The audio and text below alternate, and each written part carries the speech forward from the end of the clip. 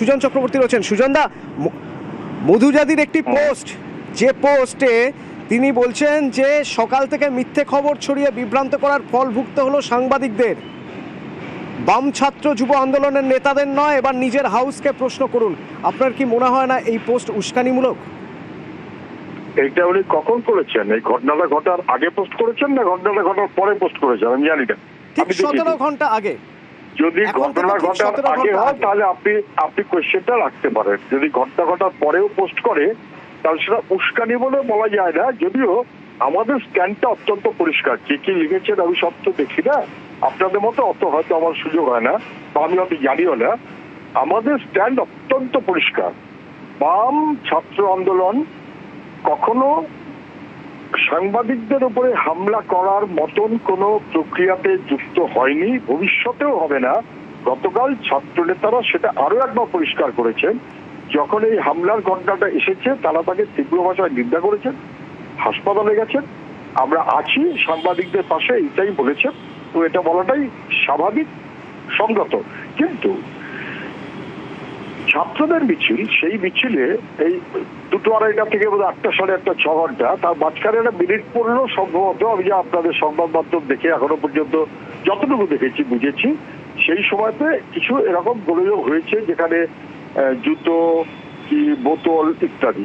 তাহলে এটা সারাক্ষণ না করে মিনিট 15 জন্য কোথাও থেকে হলো, হয়তো সেটাও দেখা উচিত। তাহলে কেউ না কেউ এজেন্ট প্রভোকেটরের মতন করে ছাত্র আন্দোলনকে বদনাম করে দেওয়ার জন্য, অথবা ধর্মেন্দ্র প্রধানের পদত্যাগের দাবিতে যে বিশাল ছাত্র মিছিল তাকে কলুষিত করার জন্য এটা করেছেন কিনা সেটাও দেখাটা উচিত। হাওয়েভার সে কে যে প্রভোকেটর, কে দুষ্কৃতী, সেগুলো যথাযথভাবে খুঁজে দেখা হোক। কিন্তু তার জন্য রাজনৈতিক কোনো উদ্দেশ্য থেকে এসএফআই কে দাগিয়ে দেওয়া অথবা তার মতন করে ব্যবস্থাপনার ভাবনা, এটা কারোর পক্ষে সমীচীন হবে না। সরকারও সেরকম একটা মনোভাব নিতেই যাচ্ছে বলে যেন মনে হচ্ছে, সেটা হলে কিন্তু ঠিক হবে না। আমি আবারও বলছি, সাংবাদিকদের উপরে সুজনদা, আমার সহকর্মী কমলিকা রয়েছেন আমার সঙ্গে, আপনার সঙ্গে একটু কথা বলতে চান। সুজনদা প্লিজ। হ্যাঁ বলুন, আপনি বলুন। সাংবাদিকদের উপরে যে কোনো হামলা আমরা তার বিরোধিতা করি। সাংবাদিক আমার পছন্দ মতন কথা বলবেন, তা সবসময় হয় না। তাতে আমার রাগ হতে পারে, দুঃখ হতে পারে, এবং নিশ্চয়ই সে দুঃখের অনেক কারণ থাকতে পারে। কিন্তু তার জন্য কখনো সাংবাদিকদের উপর হামলাকে সমর্থন করা যায় না, প্রশ্রয় দেওয়া যায় না।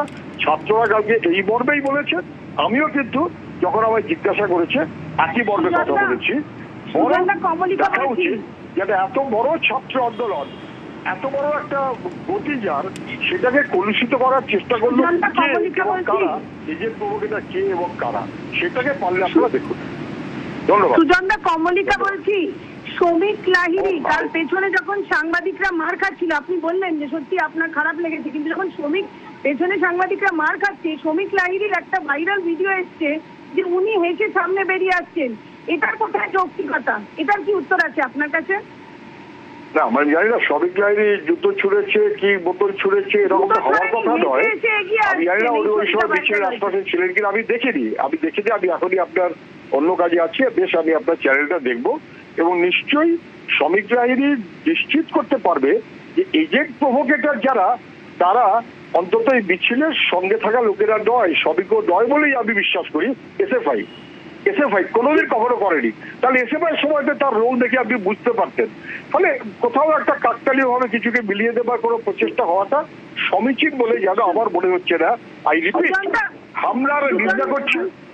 এজেন্ট প্রভোকেটর তাদেরকে চিহ্নিত যদি কেউ করে তাতে কোনো অসুবিধা হওয়ার কথা নয়, বরং সেটা চিহ্নিত করাটাই স্বাভাবিক। তাহলে বোঝা যাবে যে মিছিলকে বদনাম করার জন্য একটা প্রচেষ্টা হয়েছে, যেন আমরা কেউ তার দ্বারা ড্র্যাগড হয়ে না যাই।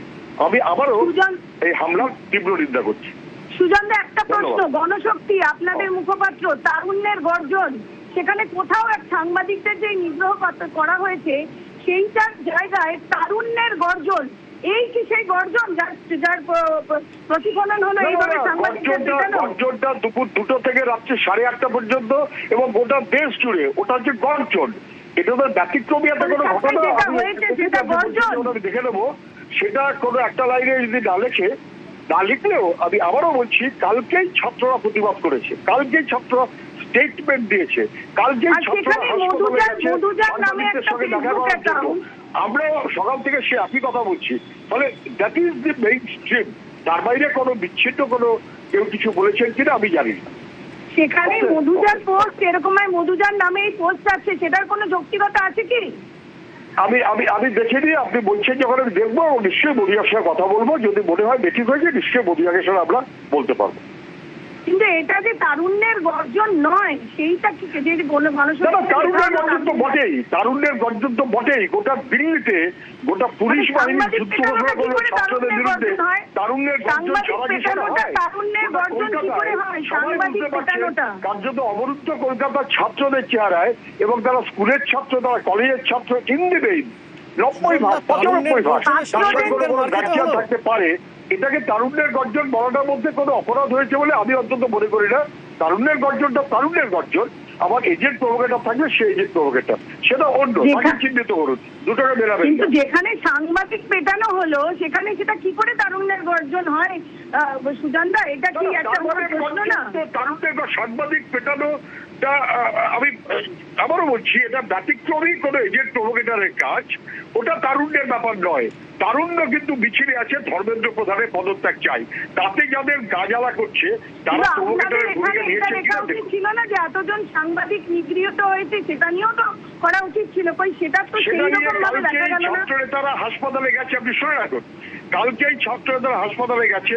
আমি একটু আগে একটা ভিডিও দেখছিলাম, দেবাঞ্জন, প্রণয় ইত্যাদি ওরা ওখান থেকে বলছে যে না, এটা যদি কেউ যারা করেছেন তাদের সঙ্গে আমাদের কোনো সম্পর্ক নেই, তাদেরকে চিহ্নিত করুন। কালকেই বলেছে এবং লিখিত দিয়েছে। আমার ধারণা আপনাদের টাকা মিছিল, সেই মিছিলে কারা করলো আপনাদের সঙ্গে তাদের কোনো সম্পর্ক নেই, আপনারা জানেন না, তাহলে কি কন্ট্রোল ছিল না কোনো? 100% কন্ট্রোল আপনার সংবাদ মাধ্যমেও কি আপনার আছে? সেটা 100% কোথাও থাকে না। এখানে 99% কন্ট্রোল ছিল বলেই গোটা মিছিলে তারপরেও ওর বিরুদ্ধে ওরা প্রতিবাদ করেছে, ওই মিছিল থেকে বিরুদ্ধে প্রতিবাদ করেছে, কেউ পাশে দাঁড়ায়নি।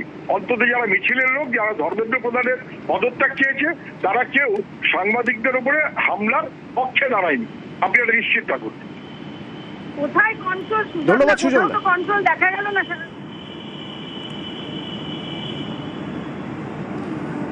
মুখ্যমন্ত্রী আজ এই প্রসঙ্গে কি বলেছেন একবার শুনুন। আপনাকে বলতে হবে এসএফআই এই আক্রমণের সঙ্গে যুক্ত নন।